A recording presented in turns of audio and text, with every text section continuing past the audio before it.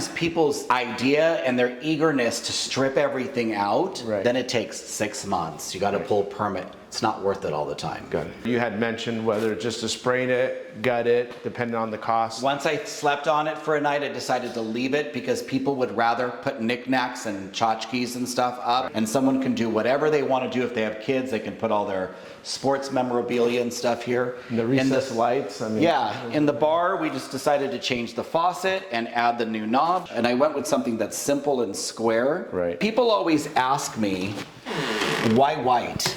Why white paint? Well, you have to think of it like this. You go to buy a house that's new construction, what color is it? White. White. Because you want to deliver a flat canvas. Right. A color can make someone walk out of the house. So you always keep it white and let their imagination run wild.